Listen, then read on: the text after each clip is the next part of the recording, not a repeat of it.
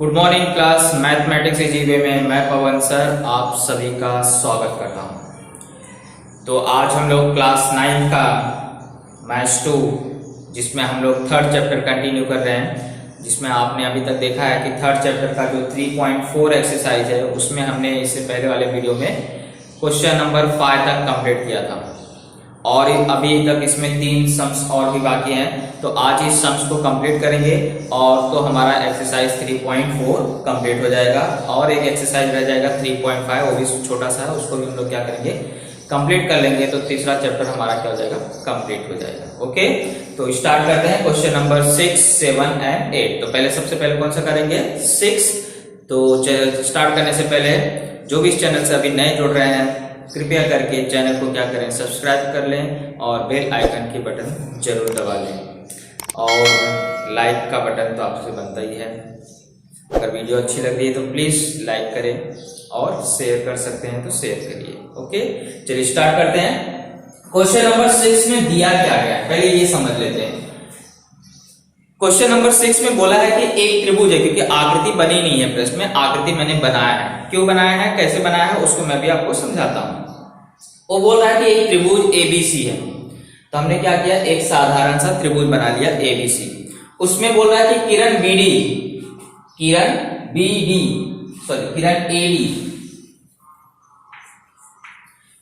AD जो है वह कोण बीएसी को क्या कर रही है समद्विभाजित कर रही है।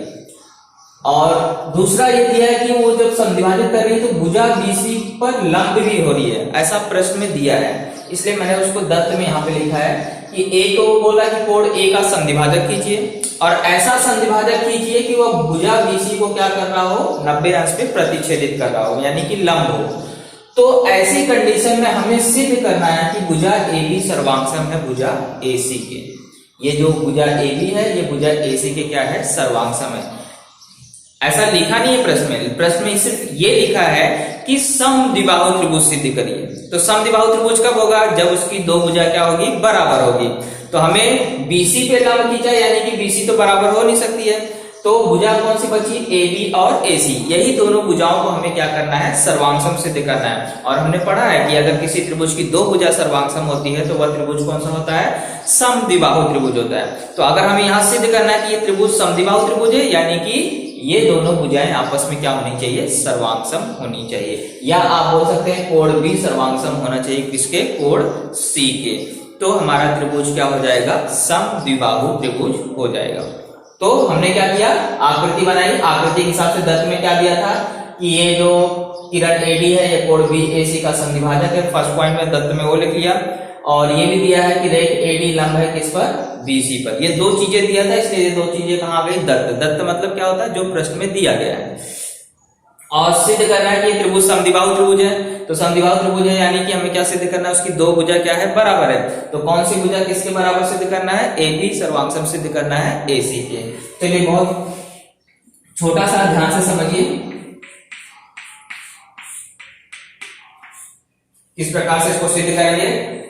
अगर मुझे सिद्ध करना है कि एबी सर्वांगसम है एसी के, तो मैं क्या करूंगा यहाँ पर दो घटक तो बराबर पहले से दिए गए इस त्रिभुज का और इस त्रिभुज का, एक घटक और मिल जाएगा तो दोनों त्रिभुज क्या हो जाएंगे सर्वांगसम। और दोनों त्रिभुज अगर सर्वांगसम होते हैं तो उसके शेष घटक भी क्या होते हैं सर्वांगसम होते हैं, ये आप अच्छी तरह से जानते हैं। तो अगर मुझे भुजा एबी और एसी को सर्वांगसम सिद्ध करना है तो इसका मतलब है कि मुझे क्या करना है ये वाला त्रिभुज और ये वाला त्रिभुज, दो त्रिभुज आपको दिखाई दे रहे होंगे, इन दोनों त्रिभुज को क्या करना है सर्वांगसम सिद्ध करना है। और एक बार त्रिभुज सर्वांगसम हो गया है तो उसके शेष घटक भी क्या हो जाते हैं सर्वांगसम। चलिए तो हम दोनों त्रिभुज का नाम ले लेते हैं।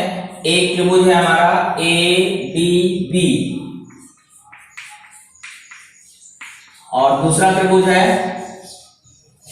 A D C. मैचिंग सही होना चाहिए में। अब आपको मालूम है त्रिभुज को सर्वांगसम सिद्ध करने के लिए कम से कम 3 घटक बराबर होने चाहिए।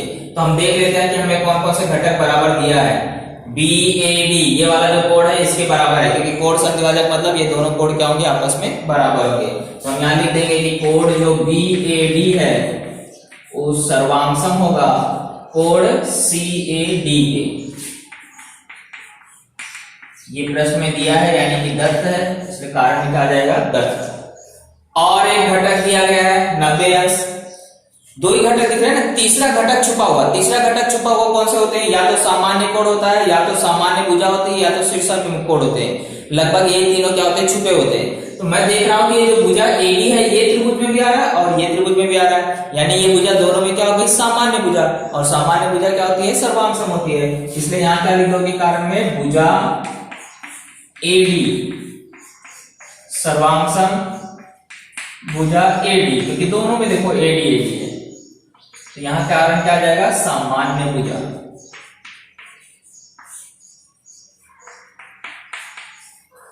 दो घटक हो गए। तीसरा 90 अंश का कोण है, वो लंब है, यहां 90 बना, इस तरफ भी 90 ही बनेगा। जाहिर सी बात है कि जब दो रेखाएं दूसरे को प्रतिच्छेदित करती हैं, याद रखिए, तो अगर एक कोण 90 अंश का, यानी कि चारों कोण 90 अंश हो जाते हैं, क्योंकि ये रेखीय युगल कोण है, तो ये 90, ये शीर्षाभिमुख कोण, ये भी 90, ये भी 90। तो इस तरह से एक जगह अगर वो प्रतिच्छेदित कर रहे हैं और एक कोण 90 अंश का है, तो बाकी कोण भी क्या होंगे, 90 अंश के ही होंगे। तो कोण एडीबी सर्वांगसम हो जाएगा कोण एडीसी। कारण क्या लिखोगे, प्रत्येक कितने अंश का है, 90 अंश का। 3 घटक मिल गए हैं, आप कसौटी का नाम बताना है कि कौन सी कसौटी से त्रिभुज सर्वांगसम हुआ। तो त्रिभुज एडीबी सर्वांगसम, त्रिभुज एडीसी, कसौटी का नाम देख लो भाई, ये क्या है, कोण है, ये क्या है, भुजा है, ये क्या है, कोण है। कोण भुजा कोण, कोण भुजा कोण, किसी भी स्थिति में जाओ तो कौन सी कसौटी लग रही है, कोण भुजा कोण, को कसौटी से।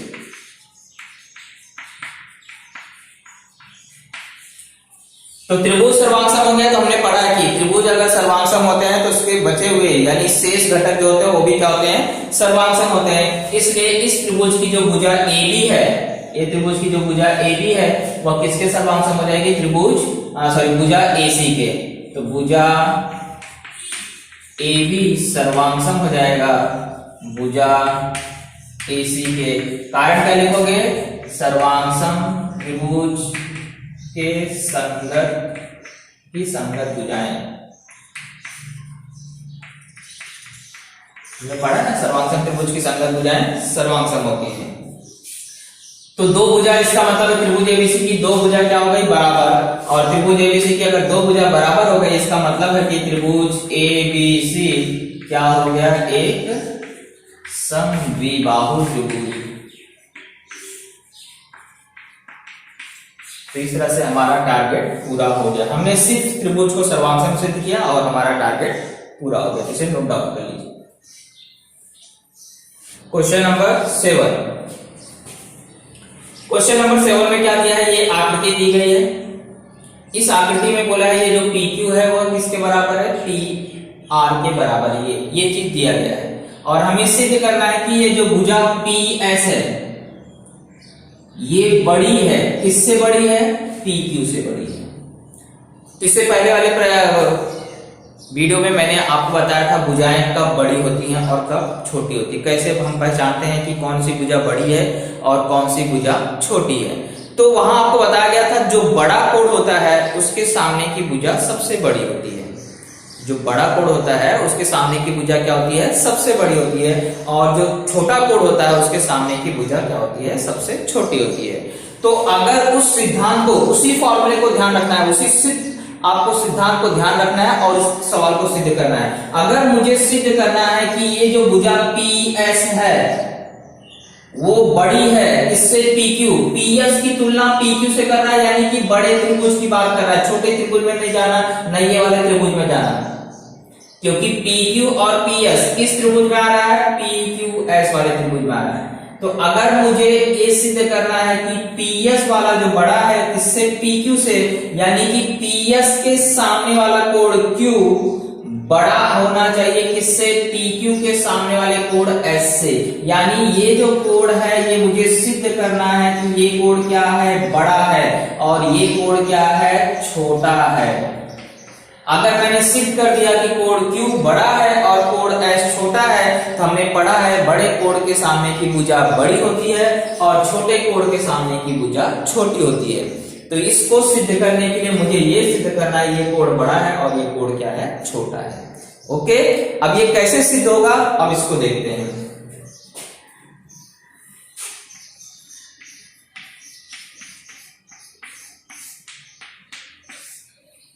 बहुत ध्यान से देखिए क्योंकि ये सवाल आपके लिए बिल्कुल अलग से सवाल है, इससे पहले अभी आपने भी सवाल इसको किया नहीं है।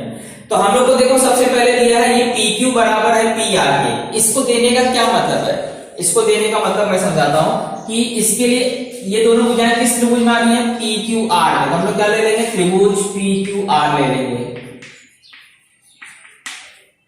त्रिभुज PQR में क्या दिया है कि रेख जो PQ है वो सर्वांशम है किसके, रेख PR के। ये मैं नहीं बोल रहा, ये कौन बोल रहा है, प्रश्नमाला यानी कि दत्त में दिया गया है। अब ये दो भुजाएं बराबर है, आप समझिए खुद ही कि जिस त्रिभुज की दो भुजाएं बराबर होती हैं उसके सामने के कोण क्या होंगे, भी बराबर होंगे, क्योंकि जैसा भुजाओं में संबंध होता है वैसा कोण में भी संबंध होता है। तो अगर आप देखेंगे ये त्रिभुज की जो भुजा है PQ अगर PR के बराबर है तो इनके सामने के कोण भी क्या हो जाएंगे, बराबर। हमेशा याद रखिए जैसा भुजा में संबंध वैसा कोण में संबंध। तो अगर ये दोनों भुजाएं बराबर हैं तो इनके सामने के कोण भी क्या हो जाएंगे, बराबर हो जाएंगे। तो कौन से कोण, उसको मैं लिख लेता हूं। तो कोण PQR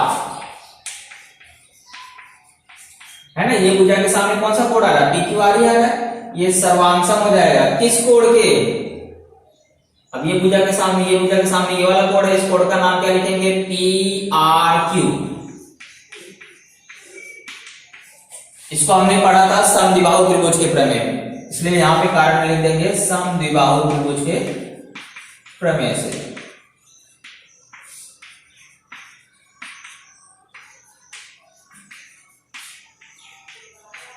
या दूसरा कारण आप ऐसा भी लिख सकते हैं, सर्वांशम भुजाओं के सम्मुख कोण सर्वांशम होते हैं। सर्वांशम भुजाओं के सम्मुख कोण सर्वांशम होते हैं, ऐसा भी आप लिख सकते हैं कारण। अभी जो PQR है, PQR ये नाम मैं R तक ना पढ़ करके S तक पढ़ सकता हूं, है ना, पढ़ सकता हूं कि नहीं पढ़ सकता हूं, क्योंकि आपको कोण तो यही बन रहा है। चाहे उसका नाम यहाँ पे यहीं तक रोक दो, चाहे यहां तक रोक, किरण को कितना भी आगे बढ़ाने तो कोण का माप बदलने वाला नहीं है, क्योंकि बिंदु एक रेखी है, इसलिए जो कोण PQR है उसका नाम मैं चेंज करके क्या कर देता हूं, PQS। सर्वांशम कोण क्या हो जाएगा, PRQ। कारण क्या, क्योंकि बिंदु कैसे हैं, एक रेखी हैं, Q dash R dash S। एक ही कोण है लेकिन उसका नाम भिन्न तरीके से दिया गया है। चलिए इतना हो गया। अब हम लोग क्या करेंगे, लेकिन मुझे तो ये सिद्ध करना है ना, ये छोटा है और ये बड़ा है, तो इसको कैसे सिद्ध करेंगे। अब यहां पे दूसरा फॉर्मूला याद रखिए, दूसरा फंडा याद करिए कि त्रिभुज के किसी भी बहिष्कोण का माप, तीसरे चैप्टर में पढ़ा आपने बहिष्कोण, अगर भूल गए तो कोई पुराना वाला देखने का बहिष्कोण क्या होता है, कि त्रिभुज के किसी भी बहिष्कोण का जो माप होता है वह उसके दूरस्थ अंतःकोण से हमेशा बड़ा होता है। ये चीज आपने पढ़ा होगा, या आपने नहीं पढ़ा तो इतना तो आपको कॉमन सेंस काम होगा, आता ही होगा। जैसे ये त्रिभुज का क्या है, बहिष्कोण है। अब ये कोण जो है हमेशा क्या होगा, ये दूर के अंतःकोण से बड़ा ही होगा ना। क्यों बड़ा होगा, क्योंकि इन दोनों को जब हम जोड़ते हैं तब इस कोण का माप निकलता है। त्रिभुज के बहिष्कोण का माप कैसे निकलता है, उसके दूरस्थ अंतःकोण को जोड़ने पे ही मिलता है। यानी कि ये जो कोण है, अगर ये 50 है, ये 60 है, तो मिलकर ये कितना होता है, 110। तो इसको दूसरी भाषा में क्या बोल सकता हूं, ये जो कोण है ये हमेशा इस वाले कोण से और इस वाले कोण से हमेशा क्या होता है, बड़ा होता है। तो यानी कि इसको स्टेटमेंट रूप में कैसे बोल सकते हैं कि त्रिभुज का जो बहिष्कोण होता है वह हमेशा उसके दूर के अंतःकोण से क्या होता है, बड़ा होता है। इस चीज को आपको यहाँ पे उपयोग करना है। हमेशा याद रखिए कि किसी भी त्रिभुज का जो बहिष्कोण है वह हमेशा दूर के अंतःकोण से, दूर के अंतःकोण से बात कर रहा हूं, दूर के जो अंतःकोण होंगे उनसे हमेशा क्या होगा, लंबाई माप में बड़ा होगा।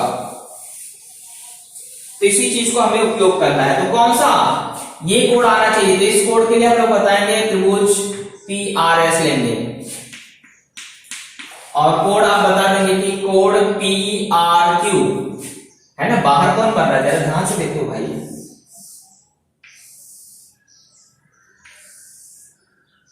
इस कोड का ही बन रहा है। ये वाला त्रिभुज लोगे तो ये बाहर का कोड है, ये वाला त्रिभुज लोगे तो ये बाहर का कोड है। तो हमें त्रिभुज के ऊपर डिपेंड करता है कि हम कौन से त्रिभुज को ले रहे हैं और हमारे साथ तक पहुंचने के लिए हमें कौन सा त्रिभुज लेना है ये आपको सोचना है।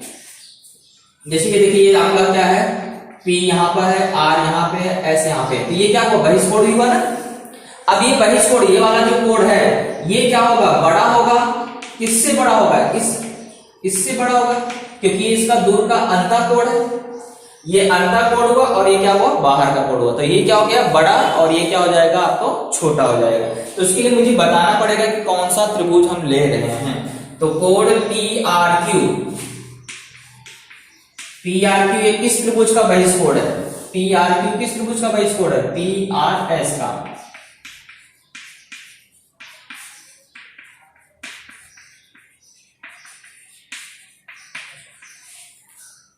तो अगर ये बहिष कोड है, इसका मतलब है कि ये जो कोड PRQ है ये बड़ा होगा। किससे बड़ा होगा, कोड S से बड़ा होगा, या 3 अक्षर से नाम लिखना चाहे तो PSR। ओके, कारण क्या लिखोगे, बहिष कोड प्रमेय से।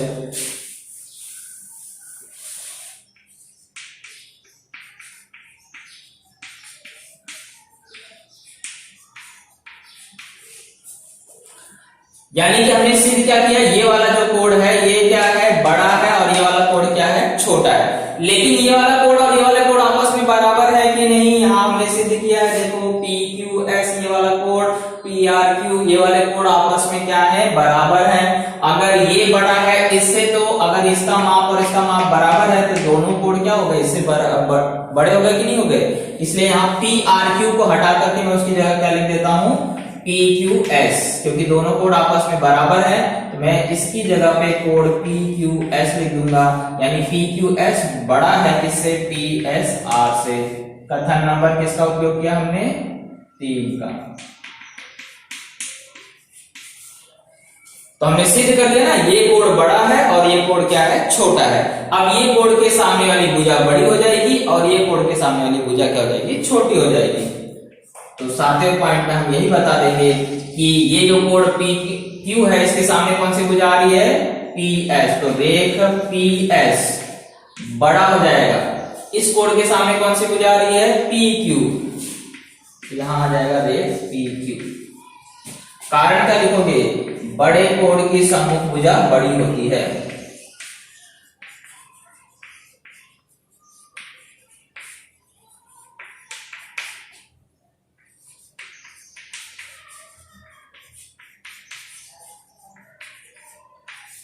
तो ये हुआ हमारा टारगेट पूरा।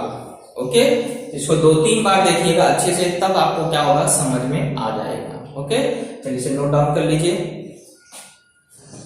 क्वेश्चन नंबर 8 में क्या दिया है, ये आकृति बनी हुई है। इसमें बोल रहा है कि जो त्रिभुज ABC है, इस त्रिभुज ABC में AD और BE शीर्ष लंब है, मतलब दोनों शीर्ष बिंदुओं से खींचे गए लंब है। तो इसको मैंने दर्ज में कैसा लिखा है कि रेख AD जो है वो लंब है किस पर, BC पर, और रेख BE जो है,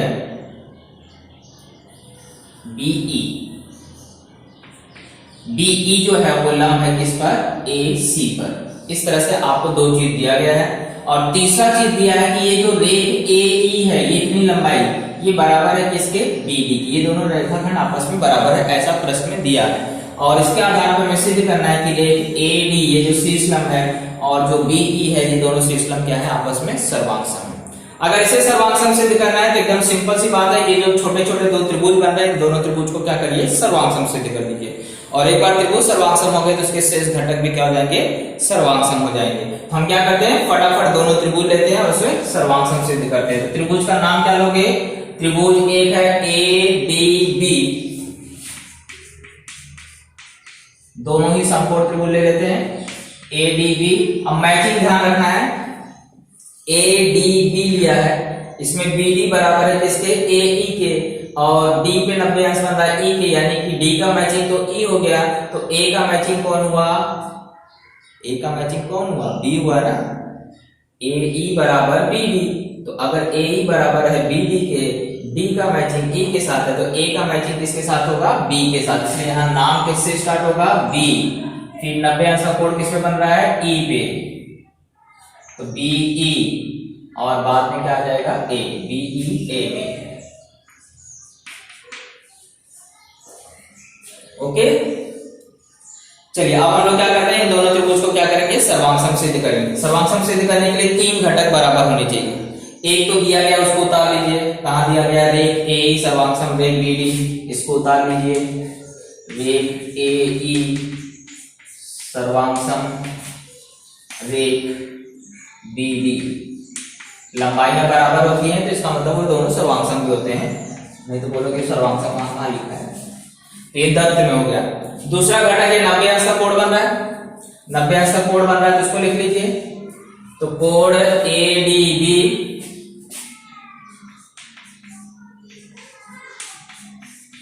सर्वांग सॉरी रेख लिखिए, कोण ए डी बी कितने अंश का बन रहा है, 90 अंश का, तो इसमें किसमें 90 अंश का बन रहा है, बी ई ए के।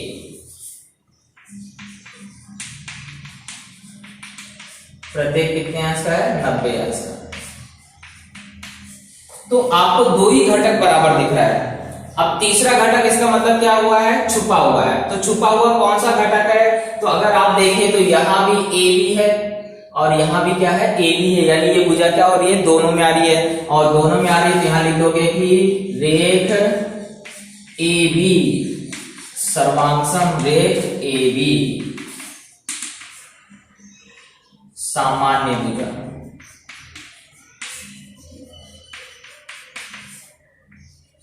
तो 3 घटक मिल गए। अब कसौटी बताना है कि कौन सी कसौटी से दोनों त्रिभुज सर्वांग हुए, तो त्रिभुज ए डी बी सर्वांग हो गया, त्रिभुज बी ई ए के। कसौटी का नाम, अब ये समकोण त्रिभुज है, ध्यान से देखो, ये समकोण त्रिभुज है, और समकोण त्रिभुज के सामने वाला भुजा क्या होता है, कर्ण। कर्ण सर्वांग है और एक भुजा सर्वांग है, तो कौन सी कसौटी लगी, कर्ण भुजा। इसलिए हमेशा जब भी 90 अंश बने तो एक बार ध्यान दे देने का कि कर्ण सर्वांग है या नहीं। तो कर्ण भुजा प्रमेय से ये दोनों त्रिभुज सर्वांग हो गए। इसलिए अगर त्रिभुज सर्वांग है तो उसके शेष घटक भी क्या होंगे, सर्वांग होंगे। तो रेख ए डी किसके सर्वांग हो जाएगा, रेख बी डी बी ई के।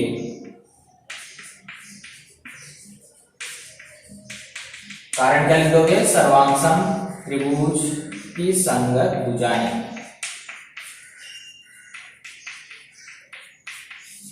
और अपना टारगेट पूरा हो गया। सिर्फ हमें त्रिभुज को सर्वांग सिद्ध करना था और हमारा टारगेट पूरा हो गया। तो इसे क्या कर रही है, नोट डाउन।